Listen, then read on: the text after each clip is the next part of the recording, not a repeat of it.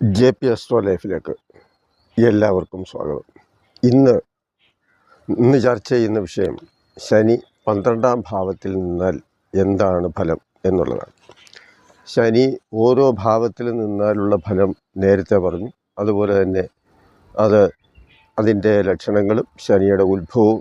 അപ്പോൾ ഇനിയും ഉള്ളത് 12ാം ഭാവത്തോടു കൂടി ഭാവഫലം അവസാനിക്കുകയാണ്. അപ്പോൾ 12ാം ഭാവം എന്ന് പറയുന്നത് നമ്മൾ വ്യയസ്ഥാനമെന്നും നാശസ്ഥാനമെന്നും നഷ്ടസ്ഥാനമെന്നും ഒക്കെ പറയുന്ന ഒരു ഭാവമാണ്. അതുകൊണ്ട് ശനി 12ൽ നിന്നാൽ എല്ലാം നഷ്ടപ്പെടും അല്ലെങ്കിൽ എല്ലാം നശിക്കും എന്ന അർത്ഥമില്ല. ശനിയുടെ ഓരോ ഭാവങ്ങൾ നിൽക്കുമ്പോൾ ഓരോ ഫലമാണ് വരുന്നത്.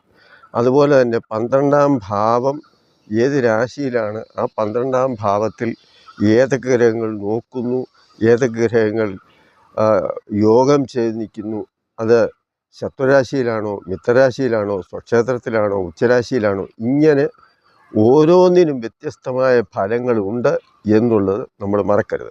അപ്പോൾ 12ാം ഭാവത്തിൽ ശനി നിന്നാൽ എന്താണ് എന്നുള്ളതിൻ്റെ പൊതുഫലമാണ് പറയുന്നത്. നമുക്ക് വീഡിയോയിലേക്ക് കടക്കാം. ദാരിദ്ര്യ ദുഃഖമുണ്ടാകും, ശൂന്യ സന്താനമായി വരും, ലജ്ജയും കുറയും, ഓജസ്സും കുറവായി വരും, മൂർഖസ്വഭാവമായിടും, ശത്രുപീഡ പെരുത്തിടും, ദ്വാദശത്തിൽ സൂര്യപുത്രൻ ചെന്നു നിൽക്കുക. ഇത് കേൾക്കുമ്പോൾ തന്നെ നിങ്ങൾക്ക് മനസ്സിലാകും 12ാം ഭാവത്തിൽ ശനി നിന്നാൽ സാധാരണഗതിയിൽ എന്താണ് എന്നുള്ളത്. പൊതുവെ ഇത്തരം കാര്യങ്ങൾ വരുന്നത് ശനി മോശമായ അവസ്ഥയിൽ നിൽക്കുന്ന സാഹചര്യത്തിലാണെന്ന് കൂടി നമ്മൾ ഓർക്കണം. 12ാം ഭാവം ചിലവിനെ സൂചിപ്പിക്കുന്നതാണ്, അതുപോലെ തന്നെ നഷ്ടത്തെ സൂചിപ്പിക്കുന്നതാണ്. 11ാം ഭാവം വരവിനെ സൂചിപ്പിക്കുന്നതും ലാഭത്തെ സൂചിപ്പിക്കുന്നതുമാണ്. അപ്പോൾ 11ഉം 12ഉം ഭാവം വെച്ച് നോക്കുമ്പോൾ 12 നഷ്ടം അല്ലെങ്കിൽ വ്യയം എന്ന് നമ്മൾ പറയുമ്പോൾ അത് സാധാരണഗതിയിൽ നല്ല നല്ല ആവശ്യങ്ങൾക്ക് വേണ്ടി വിനിയോഗിക്കുന്നുണ്ട് എന്നുള്ള കാര്യവും നമ്മൾ മറക്കാൻ പാടില്ല. കാരണം ശനിയുടെ രാശി ഉച്ചരാശിയായ തുലാം രാശിയിലോ അല്ലെങ്കിൽ മകരത്തിലോ കുംഭത്തിലോ അല്ലെങ്കിൽ വ്യാഴത്തിൻ്റെ രാശിയായ ധനു മീനത്തിലോ ഒക്കെയാണ് നിൽക്കുന്നത്. അങ്ങനെ നിൽക്കുന്ന രാശിയിൽ വ്യാഴത്തിൻ്റെയോ മറ്റേതെങ്കിലും ഗ്രഹങ്ങളുടെയോ ശുഭഗ്രഹ യോഗദൃഷ്ടികൾ ഉണ്ടെങ്കിൽ ആ ഭാവം 12ാം ഭാവം എന്ന് പറയുന്നത് അത് നഷ്ടമാണ് എന്ന് കണക്ക് കൂട്ടുന്നതും ശരിയല്ല. കാരണം ചിലവിനെ സൂചിപ്പിക്കുന്നതാണ് എന്ന് ഞാൻ പറഞ്ഞു. അത് നല്ല കാര്യങ്ങൾക്ക് വേണ്ടിയും ധനം ചിലവാക്കാമല്ലോ. അങ്ങനെ നമ്മൾ ചിന്തിക്കുമ്പോൾ സാധു ജനങ്ങളെ സഹായിക്കുക, അതുപോലെ തന്നെ തീർത്ഥയാത്ര നടത്തുക. അപ്പോൾ തീർത്ഥയാത്ര എന്ന് പറയുമ്പോൾ നമ്മുടെ ശബരിമലയിൽ തന്നെ തമിഴ്നാട്ടിൽ നിന്നും ആന്ധ്രയിൽ നിന്നും കർണാടകത്തിൽ നിന്നുമൊക്കെ ധാരാളം പേര് ഇവിടെ എത്തുന്നതും തീർത്ഥയാത്രയാണ്. കാരണം അവരുടെ സന്തോഷത്തിനും അവരുടെ ഒരു സുഖത്തിനും അവരുടെ മനസ്സമാധാനത്തിനും അവരുടെ മനസ്സിനൊരു ശാന്തി ലഭിക്കാനും ഒക്കെയായി നടത്തുന്ന ഈ തീർത്ഥയാത്ര പോലെ തന്നെ അത് ചിലവാണ്. അതുപോലെ തന്നെ സാധാരണ എല്ലാ മനുഷ്യർക്കും തീർത്ഥയാത്ര ആവശ്യമായി വരുന്ന ഘട്ടത്തിൽ അവരത് ഉപയോഗിക്കുമ്പോൾ അതും ചിലവിനെ സൂചിപ്പിക്കുന്നു എന്ന് പറയുമ്പം അതൊരു വലിയ നഷ്ടമായിട്ട് നമ്മൾ കണക്കാക്കേണ്ടതില്ല. അതുപോലെ സാധുക്കളെ സഹായിക്കുക, സാധുജനങ്ങളെ സഹായിക്കുക എന്ന് പറയുമ്പോൾ രോഗം കൊണ്ട് ദുരിതം അനുഭവിക്കുന്ന ഒരു വ്യക്തിയെ അല്ലെങ്കിൽ കുറച്ച് പേരെ നമ്മളാൽ കഴിയുന്ന രീതിയിൽ സഹായിക്കുന്നു എന്ന് വിചാരിക്കുക. അതും ഒരധിക ചിലവായി നമുക്ക് കണക്കാക്കാൻ പറ്റില്ല.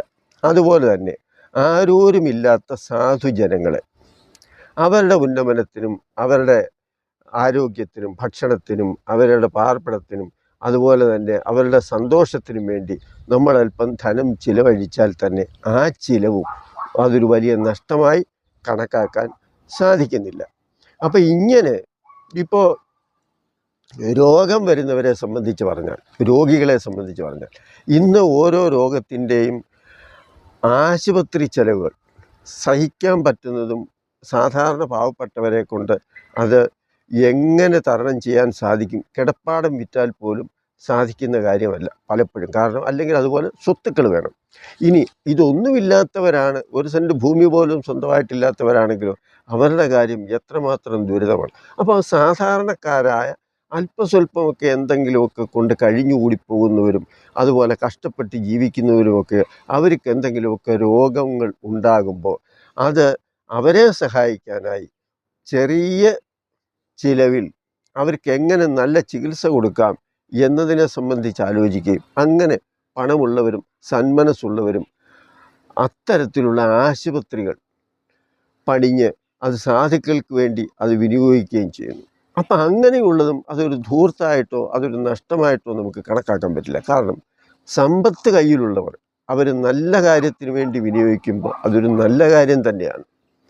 കാരണം അവർ ലാഭമല്ലല്ലോ നോക്കുന്നത്, സാധു ജനങ്ങളെ സഹായിക്കുക, ഇല്ലാത്തവരെ സഹായിക്കുക, പഠിക്കാൻ നിവൃത്തിയില്ലാത്ത ആൾക്കാരെ, കുട്ടികളെ, അവർക്ക് പഠിക്കാൻ വളരെയേറെ കഴിവുണ്ടാകും അല്ലെങ്കിൽ ആഗ്രഹമുണ്ടാകും, ഒരു നിവൃത്തിയുമില്ല. അപ്പം അങ്ങനെയൊക്കെ ഉള്ളവരെ ഏതെങ്കിലും തരത്തിൽ സഹായിക്കുക, ഇതൊക്കെ നല്ല നല്ല പുണ്യപ്രവർത്തികളാണ്. അപ്പോൾ അങ്ങനെയൊക്കെ ചെയ്യുന്ന കാര്യങ്ങൾ എല്ലാം നമ്മൾ നഷ്ടമാണ് എന്ന് കണക്കാക്കാൻ പറ്റില്ല. അപ്പോൾ വീടില്ലാത്ത പാവങ്ങൾക്ക് വീട് വെച്ച് നൽകുക, വിദ്യാഭ്യാസം, പാർപ്പിടം, അന്നദാനം, ചികിത്സ, അതുപോലെ അഗതി മന്ദിരം നിർമ്മിക്കുക, ഇങ്ങനെ ജനോപകാരപ്രദമായ പല പദ്ധതികളും ഇതിൽ വരും. 12ാം ഭാവത്തിനോ ഭാവാധിപനോ വ്യാഴത്തിൻ്റെ വീക്ഷണം ഉണ്ടായി എന്ന് വിചാരിക്കുക, അല്ലെങ്കിൽ ശുഭന്മാരുടെ. അപ്പോൾ അതും അല്ലെങ്കിൽ 12ാം ഭാവത്തിൽ വ്യാഴം നിൽക്കുന്നു എന്ന് വിചാരിക്കുക ശനിയോടൊപ്പം. അപ്പോൾ ഇങ്ങനെ വ്യാഴത്തിൻ്റെ ഒരു ബന്ധം 12ാം ഭാവത്തിൽ വരിക എന്ന് പറയുമ്പോൾ ജീവിച്ചിരിക്കുന്ന കാലത്ത് ഒരു വ്യക്തിയെ സമൂഹം മനസ്സിലാക്കിയില്ല, അറിഞ്ഞില്ല, അദ്ദേഹം ആണായാലും പെണ്ണായാലും. അപ്പോൾ മരണശേഷം വളരെയേറെ പ്രസിദ്ധിയിലേക്ക് എത്തുന്ന ഒരു സാഹചര്യവും അതുപോലെ തന്നെ ജനമനസ്സുകളിൽ അംഗീകാരമുണ്ടാകുന്ന ഒരു സാഹചര്യവും ഈ 12ാം ഭാവം കൊണ്ട് നമുക്ക് ചിന്തിക്കാൻ പറ്റും. പിന്നെ മറ്റൊരു കാര്യം എന്താണെന്ന് വെച്ചാൽ, ഈ പറഞ്ഞതുപോലെ തന്നെ ഇതിനൊരു ഓപ്പോസിറ്റ് സൈഡുമുണ്ട്. എന്ന് പറഞ്ഞാൽ നല്ല രാശിയിലൊന്നുമല്ല ശനി നിൽക്കുന്നത്. ശനിക്ക് പാപയോഗ ദൃഷ്ടികളോ അല്ലെങ്കിൽ അതുപോലെയുള്ള പാപബന്ധങ്ങളോ ഒക്കെ ഉണ്ട് എങ്കിൽ പലപ്പോഴും 12ലെ ശനി ദുർബുദ്ധിയെയും ബുദ്ധിശൂന്യതയെയും അതുപോലെ തന്നെ ബുദ്ധി വൈകല്യത്തെയും എന്ന് പറയുമ്പം ആലോചിക്കാതെ അപ്പോൾ തോന്നുന്ന രീതിയിൽ എന്ത് വിവരക്കേടായാലും ചെയ്തു കൂട്ടുന്ന ആ ഒരു സാഹചര്യം, ദയ, ദാക്ഷിണ്യം, അനുകമ്പ, ഇതൊന്നും അങ്ങനെയുള്ളവർക്ക് ഉണ്ടാകില്ല. ഇത് ശനി വളരെ മോശമായ അവസ്ഥയിൽ 12ാം ഭാവത്തിൽ നിൽക്കുന്ന കാര്യമാണ് പറഞ്ഞത്. ദാരിദ്ര്യം ഉണ്ടാകുന്നതിന് പല കാരണങ്ങളും വരും. ധനികനായ ഒരാൾ സുഖത്തിന് വേണ്ടിയും വാശിക്ക് വേണ്ടിയും ഓരോന്ന് ചെയ്തു കൂട്ടി ദരിദ്രനാകാം. അതിൻ്റെ കാരണമെന്ന് പറഞ്ഞാൽ പലരും സമ്പത്തുണ്ടാകാൻ വേണ്ടി നാട്ടുകാരെ പറഞ്ഞ് പറ്റിച്ച്, ഇപ്പോൾ പല ഫൈനാൻസ് കമ്പനികളും, കാരണം അങ്ങനെ അതിൻ്റെ ചരിത്രങ്ങളൊക്കെ പത്രത്തിലും ടി വിയിലും ഒക്കെ വരാറുണ്ട്. കാരണം ഈ ലക്ഷോപലക്ഷം അല്ലെങ്കിൽ ആയിരക്കണക്കിന് ആൾക്കാരുടെ സമ്പാദ്യങ്ങളൊക്കെ അടിച്ചു മാറ്റി അവരെ സൂഹിക്കാൻ വേണ്ടി ചിലവാക്കി അവസാനം കേസും വഴക്കുമൊക്കെ ആയിട്ട് ഇവർ പിന്നെ ജയിലിൽ പോവുക, അല്ലെന്ന് വരിക അത്തരത്തിൽ പോവുക, അല്ലെങ്കിൽ ഏതെങ്കിലും മാർഗത്തിലൂടെ രാജ്യം വിട്ടുപോവുക, അങ്ങനെയൊക്കെയുള്ള സാഹചര്യമൊക്കെയാണ്. അപ്പോൾ ഇതെല്ലാം ശനി മോശമായ അവസ്ഥയിൽ ഒരാളിൻ്റെ ബുദ്ധി എങ്ങനെ പ്രവർത്തിക്കുന്നു, എങ്ങനെയാണ് അവർ വിനിയോഗിക്കുന്നത് എന്നതിനെയൊക്കെ ആശ്രയിച്ചിരിക്കും. അപ്പം ജന്മനാ ദാരിദ്ര്യമാണെങ്കിൽ തന്നെ സുഖത്തിന് വേണ്ടി, പക പോക്കുന്നതിന് വേണ്ടിയും കുറ്റകൃത്യം തുടങ്ങി അത് ശീലമാക്കി അതിൻ്റെ പുറകെ പോയി അതിൽ നഷ്ടം വന്ന് ഒന്നുമില്ലാത്തവനാകുക, ഇങ്ങനെയൊക്കെ ഒരുപാട് രീതിയിൽ നമുക്ക് നഷ്ടങ്ങളും ഉണ്ടാകും. ആദ്യം പറഞ്ഞതൊന്നും നഷ്ടമല്ല, അത് ജനോപകാരപ്രദമായ കാര്യങ്ങളാണ്. അതുപോലെ അന്യദേശത്ത് പോയി കഷ്ടപ്പെടുക, 12ാം ഭാവത്തിന് അന്യദേശമുണ്ട്, വീട് വിട്ടു പോവുക അല്ലെങ്കിൽ നാട് വിട്ടു പോവുക എന്നൊക്കെ. അപ്പോൾ അങ്ങനെ അന്യദേശത്ത് പോയി കഷ്ടപ്പെട്ട് ജീവിതത്തിൻ്റെ നല്ലൊരു ഭാഗം അവിടെ ചെലവഴിച്ചിട്ട് അവസാനം തിരിച്ച് നാട്ടിലോട്ട് വരുമ്പോൾ ഒന്നുമില്ലാത്ത ഒരു സാഹചര്യത്തിൽ വരിക. അഥവാ ഉള്ളത് വീട്ടിൽ തന്നെയാണ് അല്ലെങ്കിൽ വേണ്ടപ്പെട്ടവർക്കാണ് ചിലവാക്കിയതെങ്കിൽ പോലും തിരിച്ച് നാട്ടിലോട്ട് വരുമ്പോൾ വീട്ടുകാർക്ക് വേണ്ടാതെ വരുന്ന ഒരു സാഹചര്യവും വരും. ഇങ്ങനെ പലതരത്തിൽ ശനിയുടെ 12ാം ഭാവം ഓരോ മനുഷ്യരെ സംബന്ധിച്ചും അത് ഓരോ രീതിയിൽ അനുഭവപ്പെടുന്നതായിട്ട് നമുക്ക് കാണാൻ സാധിക്കും. അതുപോലെ അന്യനാട്ടിൽ ജീവിക്കുമ്പോൾ തന്നെ പെട്ടെന്ന് പണക്കാരനാകാനോ അല്ലെങ്കിൽ ഏതെങ്കിലും കാര്യങ്ങൾ സാധിക്കാനോ വേണ്ടി വളഞ്ഞ വഴിയും കുറുക്കു വഴിയും വേണ്ടാത്ത കാര്യങ്ങളിൽ വേണ്ടാത്ത രീതിയിലുള്ള ഇടപെടലും നടത്തി ആ രാജ്യത്തെ കുറ്റവാളിയായി അവിടെ ജയിലിൽ കഴിയേണ്ടെന്ന സാഹചര്യങ്ങളും അതുപോലെ എന്ന് പറഞ്ഞാൽ അന്യനാട്ടിൽ ജീവിച്ച് അവിടെ എന്തെങ്കിലുമൊക്കെ നമ്മുടെ നാട്ടിൽ ചെയ്താൽ കുഴപ്പം വരത്തില്ലെന്ന് വിചാരിക്കുന്നത് പോലെ അവിടെ എന്തെങ്കിലുമൊക്കെ കുരുട്ടുബുദ്ധി കാണിച്ച് ആരെങ്കിലുമൊക്കെ പറ്റിക്കാൻ നോക്കി അവസാനം പിടിച്ച് ജയിലിലിട്ട് അങ്ങനെ ജയിലിൽ കിടക്കുന്ന അത്തരം സാഹചര്യങ്ങളും ഈ 12-ാം ഭാവത്തിന് ഉണ്ടാകാറുണ്ട്. പിന്നെ നാട്ടിൽ അക്രമം കാണിച്ചും കേസും അതുപോലെയുള്ള പ്രശ്നങ്ങളുമൊക്കെ ആകുമ്പം മുങ്ങുന്ന ഒരു സാഹചര്യമുണ്ട്. അങ്ങനെയും ഈ നാട് വിട്ടു മാറി നിന്ന് പിന്നെ ജീവിക്കേണ്ടി വരുന്ന ചില സാഹചര്യങ്ങളും. ഇതെല്ലാം ചുരുക്കത്തിൽ 12-ാം ഭാവം എന്ന് പറയുന്നത് തന്നെ പലവിധമായ രീതികളിൽ മനുഷ്യന് നല്ല ഫലവും അതുപോലെ മോശം ഫലവും നൽകുന്ന ഒരു സാഹചര്യം ഉണ്ട് എന്നുള്ളതാണ് ഇത്രയും സമയം നിങ്ങളെ പറഞ്ഞ് ബോധ്യപ്പെടുത്തിയത്. അതുപോലെ 12-ലെ ശനിക്ക് വാതകഫപ്രധാനമായ രോഗങ്ങളൊക്കെ പറഞ്ഞിട്ടുള്ളൂ. വാദസംബന്ധമായ രോഗങ്ങളാണ് ശനിക്ക് പ്രധാനം. അതുപോലെ രക്തസമ്മർദ്ദം, അകാരണമായ ദുഃഖം എന്നിവയെല്ലാം ഈ 12-ാം ഭാവത്തിന് ഉണ്ട്. ഇനി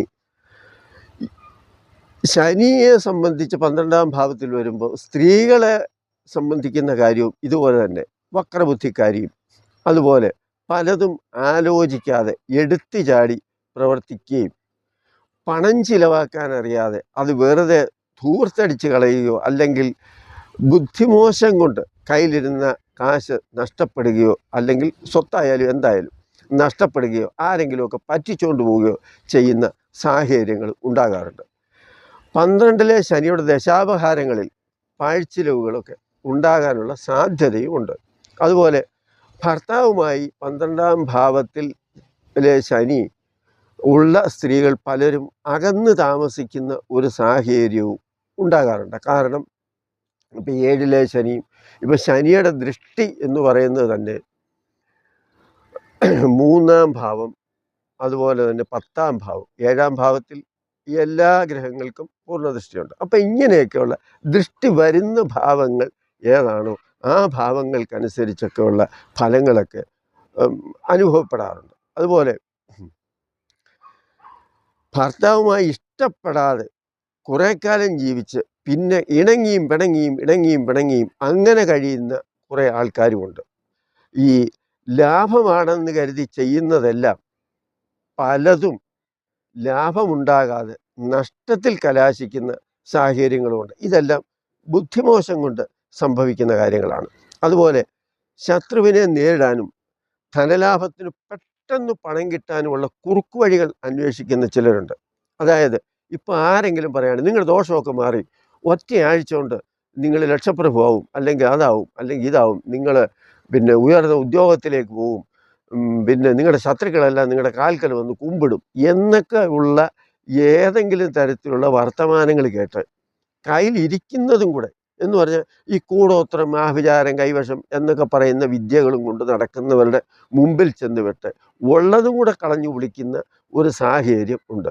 അപ്പോൾ ഈ കൈവശം, കൂടോത്രം അല്ലെ ആഭിചാരം എന്നൊന്നും പറയുന്ന കാര്യങ്ങളോടൊന്നും ഈ ചാനൽ അങ്ങ് പിന്നെ അവരെ അനുകൂലിക്കുകയോ അല്ലെങ്കിൽ പ്രോത്സാഹിപ്പിക്കുകയോ ഒന്നും ചെയ്യുന്ന ഒരു കാര്യമല്ല. കാരണം കൈവിഷം എന്ന് പണ്ടത്തെ കാലത്ത് പറഞ്ഞിരുന്ന ആ സംഭവം എന്ന് പറഞ്ഞാൽ ഒരാളിൻ്റെ ശരീരത്ത് മറ്റൊരാൾ മൂലം ഉണ്ടാകുന്ന വിഷാംശം എന്നാണ്.